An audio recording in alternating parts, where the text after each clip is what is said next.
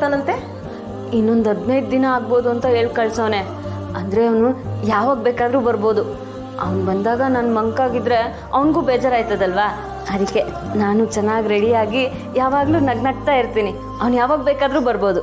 ನನ್ನ ನೋಡಿ ಅವನಿಗೂ ಖುಷಿ ಆಯ್ತದೆ. ಹೌದು ಕಣ್ಮಗ, ಗಂಡ ಆದವನು ಹೊರಗಿನಿಂದ ಮನೆಗೆ ಬರ್ತಿದ್ದಂಗೆ ಹೆಂಡತಿಯಾದವಳು ಸಂತೋಷವಾಗಿ ಸ್ವಾಗತಿಸ್ಬೇಕು. ಆವಾಗಲೇ ಕಣವ ಸಂಬಂಧ ಗಟ್ಟಿಯಾಗೋದು. ಹೊರಗಾಗಿರೋ ಆಯಾಸನ ನಿನ್ನ ನಗು ನೋಡ್ತಿದ್ದಂಗೆ ಮರ್ತು ಬಿಡ್ತಾನೆ ಕಣವ. ಓ ಪರವಾಗಿಲ್ವೇ, ನೀನು ಶಾನೆ ತಿಳ್ಕೊಂಡಿದ್ಯಾ? ಚಲ್ವಿ, ನಿನ್ನ ವಯಸ್ಸು ದಾಟಿ ತಾನೇ ನಾನು ಬಂದಿರೋದು. ಅಂದ್ಮೇಕೆ ಗಂಡಿನ ಮನಸ್ಸು ಏನು ಅಂತ ನನಗೆ ಗೊತ್ತಾಗಕ್ಕಿಲ್ವೇ?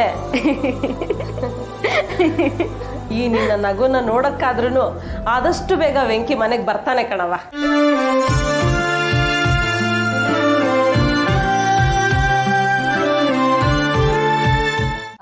ಆಯ್ತಪ್ಪ, ಇನ್ನೊಂದು 2-3 ಜನ ಫ್ರೆಂಡ್ಸ್ ಕೊಟ್ರೆ ಎಲ್ಲ ಆದಂಗೆ.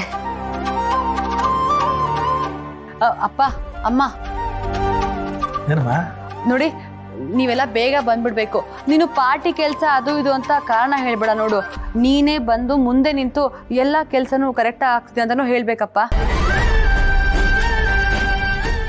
ಎಲ್ಲಾದ್ರೂ ಉಂಟೇನವ, ನನಗೆ ನನ್ನ ಮಗಳು ಹೊಸ ಮನೆಗೆ ಹೋಗೋದು ನೋಡೋದಕ್ಕೆ ಇಷ್ಟ ಇಲ್ವೇ? ಖಂಡಿತ ಬರ್ತೀನಿ ಬಿಡವ. ಸಿಂಚು, ನಿಮ್ಮಪ್ಪ ನಿನ್ನ ಸಂತೋಷಕ್ಕೋಸ್ಕರ ಇಷ್ಟೆಲ್ಲ ಮಾಡಿದ್ದಾರೆ. ಅವ್ರು ಯಾಕೆ ಲೇಟಾಗಿ ಬರ್ತಾರೆ? ಬೇಗ ಬರ್ತಾರೆ. ಅಣ್ಣ ನೀನು ಅಷ್ಟೇ, ಅತ್ತಿಗೆನ ಕರ್ಕೊಂಡು ಬೇಗ ಬಂದ್ಬಿಡು. ಏನವ ಸಿಂಚು ಹಿಂಗೆ ಹೇಳ್ತಿದಿ? ನಮ್ ಜವಾಬ್ದಾರಿ ಅಲ್ವೇ, ನಾವು ಬಂದೇ ಬರ್ತೀವಿ, ನೀವು ಸುಮ್ಕಿರೋ.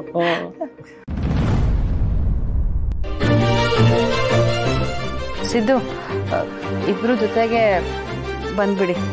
ಅಯ್ಯೋ ಬರ್ತೀವಿ ಕಣ್ಬಿಡೆ, ಅದನ್ನೇ ಹೊಸಿ ನಗ್ನಗ್ತಾ ಹೇಳ್ಬಾರ್ದಾ? ನೋಡವ ಮಗಳೇ, ನಾನು ನನ್ನ ಕೈಲಾಗಿದ್ದನ್ನ ನನ್ನ ಮಗಳಿಗೋಸ್ಕರ ಮಾಡಿದ್ನಿ. ಆದರೆ ನಿನ್ನ ಗಂಡನ ಸ್ವಂತವಾಗಿ ಏನಾದರೂ ಮಾಡ್ಬೇಕಲ್ವೇನವ? ಅಪ್ಪ ಅವ್ರು ಈಗ ತಾನೇ ಬಿಸ್ನೆಸ್ ಶುರು ಮಾಡಿದಾರಲ್ಲ, ಅವ್ರೇನೋ ಒಂದು ಸಾಧನೆ ಮಾಡೇ ಮಾಡ್ತಾರಪ್ಪ. ನೋಡವ, ನಾನು ಹೇಳ್ತಾ ಇರೋದು ನೀನು ಅವ್ರಿಗೆ ಸಹಾಯ ಮಾಡಿ ಮಾಡೋದು ಅಂತಲ್ಲ. ಅವ್ರ ಕಾಲ ಮೇಲೆ ಅವ್ರು ನಿಂತ್ಕೊಂಡು ಏನಾದರೂ ಮಾಡ್ಬೇಕಲ್ವೇನವ? ಅಪ್ಪ ನೋಡವ, ನಾವು ಈ ಟೋನ್ ಮಾತಾಡ್ತಾ ಇದ್ದೀವಿ, ಅವ್ರೇನಾದರೂ ಮಾತಾಡ್ತಾನ ನೋಡು.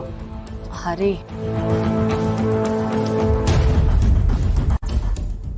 ನೋಡು, ಅವ್ರು ಹೂ ಅಂದ್ರಲ್ವಾ? ಅಪ್ಪಯ್ಯ, ಏನೋ ಗೃಹ ಪ್ರವೇಶದ ಖುಷಿ ಇಲ್ಲವ್ರೆ, ಯಾಕೆ ಹಿಂಗೆ ಮಾತಾಡಿರಪ್ಪಯ್ಯ? ಏಯ್ ಮರಗೋಡ, ಬಡ್ಡತಾನೆ, ನಿನ್ಗೆ ಇವೆಲ್ಲ ತಿಳಿಯಕ್ಕಿಲ್ಲಕಲ್ಲ. ಕಬ್ಬಣ ಕಾದಾಗ್ಲೇ ಬಂದ್ ಮಾಡ್ಬೇಕಲ್ಲ, ಆಮೇಲೆ ಬಗ್ಗಕ್ಕಿಲ್ಲ ಅದು. ಅಪ್ಪಯ್ಯ, ಬಗ್ಲಿಲ್ಲ ಅಂದ್ರೆ ಇಷ್ಟೇ ಮಾಡಿದೀವಂತೆ. ಇನ್ನೂ ಒಂದು ಏನಾರು ನಾವೇ ಮಾಡ್ಕೊಟ್ರಾಯ್ತು ಬಿಡಿ. ಅದನ್ನ ಬಿಟ್ಬಿಟ್ಟು ಅವ್ರಿಗೂ ಬೇಜಾರು ಮಾಡ್ಕೊಂಡು ನೀವು ಯಾಕೆ ಹಿಂಗೆ ಬೇಜಾರು ಮಾಡ್ಕೊಂಡಿರಿ? ಏನ್ಲ ನಿಂದೆ? ಸರಿ ಬಿಡವ, ಆಯ್ತು. ಹಾ ಬರ್ತೀನಮ್ಮ, ಹೋಗಿ ಬರ್ತೀನಪ್ಪ. ಹುಷಾರ್ ಕಣಮ್ಮ. ಅಮ್ಮ ಹೋಗಿ ಬರ್ತೀನಿ. ಹರಿ ಬರ್ತೀನಿ ಬರ್ತೀನಿ ನೋಡ್ರಿ. ಅಮ್ಮ ಒಳ್ಳೇದಲ್ಲ. ಅಪ್ಪ ನೋಡ್ದೇನವ, ಅವ್ನ ದಿಮಾಕ್ ನೋಡವ ಹೆಂಗದೆ ಅಂತ. ಬರ್ತೀನಪ್ಪ, ಹೋಗಿ ಬರ್ತೀನಿ.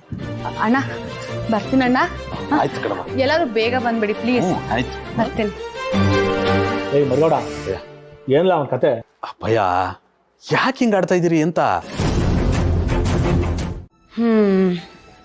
ಏನು ಮೇಡಮ್ ಅವರು ಯಾರ ಬಗ್ಗೆನೋ ಯೋಚನೆ ಮಾಡ್ತಿರೋ ಹಾಗಿದೆ. ಇನ್ಯಾರ ಬಗ್ಗೆ? ನನ್ನ ಸುಬ್ಬನ ಬಗ್ಗೆನೆ. ಅವನನ್ನು ಹೆಂಗೆ ಇಂಪ್ರೆಸ್ ಮಾಡ್ಬೇಕಂತಾನೆ ಗೊತ್ತಾಗ್ತಿಲ್ಲ. ಚಂದನ ಅವರೇ, ನೀವೇನಾದರೂ ಹೆಲ್ಪ್ ಮಾಡ್ತೀರಾ? ಅಯ್ಯೋ, ನಾನೇನು ಹೆಲ್ಪ್ ಮಾಡೋಕ್ಕಾಗುತ್ತೆ? ನಂಗೆ ಅದೆಲ್ಲ ಬರಲ್ಲ. ಅಯ್ಯೋ, ಇಷ್ಟು ದಿವಸ ನನಗೆ ಹೆಲ್ಪ್ ಮಾಡಿದ್ದೀರಾ, ಇವಾಗ ನನಗೇನು ಗೊತ್ತಿಲ್ಲ ಅಂದರೆ ನಾನು ನಂಬೋದಕ್ಕಾಗುತ್ತಾ? ಪ್ಲೀಸ್ ಹೇಳಿ. ಅಲ್ಲ, ಸಡನ್ನಾಗಿ ಹೇಳಿ ಅಂದರೆ ನಾನು ಏನು ಅಂತ ಹೇಳಿ? ನಂಗೆ ಆ ಹುಡ್ಕನ ಬಗ್ಗೆ ಗೊತ್ತಿಲ್ಲ, ಏನಿಲ್ಲ. ಇಂಥವ್ರು ಅಂತ ಹೇಳಿದ್ರೆ ಅವಾಗ ಏನಾದರೂ ಹೇಳ್ಬೋದು. ಇಂಥವ್ರು ಅಂತ ಅಂದರೆ ಅಂದರೆ ಅವರು ತುಂಬ ಮಾತಾಡ್ತಾರಾ ಅಥವಾ ಕಡಿಮೆ ಮಾತಾಡ್ತಾರಾ? ಎಲ್ಲದಕ್ಕೂ ಓವರಾಗಿ ರಿಯಾಕ್ಟ್ ಮಾಡ್ತಾರಾ ಅಥವಾ ಎಲ್ಲದಕ್ಕೂ ಸಮಾಧಾನವಾಗಿರ್ತಾರಾ? ಹಾಗೆ. ನನ್ನ ಸುಬ್ಬ ತುಂಬ ಒಳ್ಳೆಯವನು. ಅವನು ಎಷ್ಟು ಒಳ್ಳೆಯವನಂದರೆ ತನ್ನ ಪ್ರೀತಿಸಿದ ಹುಡುಗಿ ಹತ್ರ ಅವ್ನ ಫೀಲಿಂಗ್ಸ್ನ ಎಕ್ಸ್ಪ್ರೆಸ್ ಮಾಡ್ಕೊಳ್ದಿರೋಷ್ಟು ಒಳ್ಳೆಯವನು. ಅವ್ನ ಹುಡುಗಿ ಎಲ್ಲೇ ಇದ್ರು ಹೇಗೆ ಇದ್ರು ಸಂತೋಷವಾಗಿರಲಿ ಅಂತ ಬಯಸೋನು. ಹಾಗಿದ್ರೆ ತುಂಬ ಎಮೋಷ್ನಲ್ ಹುಡುಗ ಅನ್ಸುತ್ತೆ. ಹೌದು, ಅವನಿಗೆ ತುಂಬ ಜನ ಫ್ರೆಂಡ್ಸ್ ಇದ್ದಾರೆ, ಆದರೆ ಅವ್ನ ಹುಡುಗಿಗಿಂತ ಇನ್ಯಾರೂ ಒಳ್ಳೆ ಫ್ರೆಂಡ್ ಇಲ್ಲ ಅಂತ ನಂಬ್ಕೊಂಡಿರೋನು.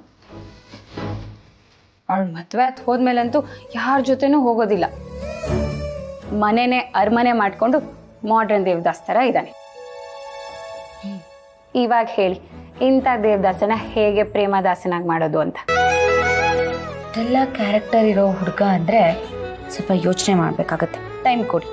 ನೀವು ಎಷ್ಟು ಬೇಗ ಯೋಚನೆ ಮಾಡಿ ಹೇಳ್ತೀರೋ ಅಷ್ಟು ಬೇಗ ಒಳ್ಳೇದಾಗತ್ತೆ ನನಗೆ. ಸರಿ ಸರಿ. ಅಂದ್ಹಾಗೆ ನೀವಿಬ್ರು ಮದುವೆ ಮಾಡ್ಕೋಬೇಕು ಅಂತ ಮೊದಲೇ ಹೇಳಿರ್ಲಿಲ್ವಾ? ಚಿಕ್ಕ ವಯಸ್ಸಿಂದ ಹೇಳ್ತಾನೆ ಇದ್ದಾರೆ. ಈಗಲೂ ಕೂಡ ನಮ್ಮ ಮದುವೆ ವಿಚಾರದ ಬಗ್ಗೆ ಪ್ರಸ್ತಾಪ ಮಾಡ್ತಿದ್ದಾರೆ. ಮನೆಯವರು ಅಟ್ಲೀಸ್ಟ್ ಎಂಗೇಜ್ಮೆಂಟ್ ಆದರೂ ಮಾಡ್ಕೊಳ್ಳೋ ಅಂದ್ರೆ ಅದಕ್ಕೂ ಒಪ್ತಿಲ್ಲ. ಅವನು ಒಪ್ತಾ ಇಲ್ಲ ಅಂತ ಅನ್ನೋದ್ಕಿಂತ ಈ ವಿಚಾರದಲ್ಲಿ ಅವನಿಗೆ ಇಂಟ್ರೆಸ್ಟೇ ಇಲ್ಲ. ಯಾರನ್ನೋ ಪ್ರೀತಿ ಮಾಡಿ ಇನ್ನೂ ಅವಳನ್ನೇ ಮನಸ್ಸಲ್ಲಿ ಇಟ್ಕೊಂಡಿದ್ದಾನ ಅವನು. ಪ್ರೀತಿ ಅನ್ನೋದೇ ಹಾಗೆ, ಯಾವಾಗ ಯಾವ ಟೈಮಲ್ಲಿ ಮೂಡುತ್ತೆ ಅಂತ ಹೇಳಕ್ಕೆ ಆಗಲ್ಲ. ನೀವು ಯಾರನ್ನಾದ್ರೂ ಲವ್ ಮಾಡಿದ್ರಾ?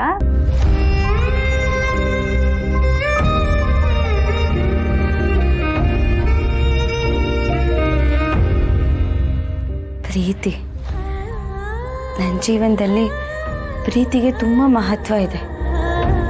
ಅದು ನನ್ನ ಜೀವನನ ಬೆಳಗುತ್ತೆ, ನನಗೊಂದು ದಾರಿದೀಪ ಮಾಡಿಕೊಡುತ್ತೆ ಅಂದ್ಕೊಂಡಿದ್ದೆ. ಆದರೆ ಖುಷಿಗಿಂತ ಬರೀ ನೋವೇ ಕೊಟ್ಬಿಡ್ತು. ಪ್ರೀತಿ ಅನ್ನೋದೇ ಹಾಗೆ, ಸುಳ್ಳು ಹೇಳ್ಸುತ್ತೆ, ನಮ್ದವ್ರಿಗೆ ಮೋಸ ಮಾಡುತ್ತೆ, ಅಸ್ತಿತ್ವನೇ ಕಳ್ಕೊಂಡು ಜೀವನನೇ ಇಲ್ದಲೇ ಇರೋ ಹಾಗೆ ಮಾಡಿಬಿಡುತ್ತೆ.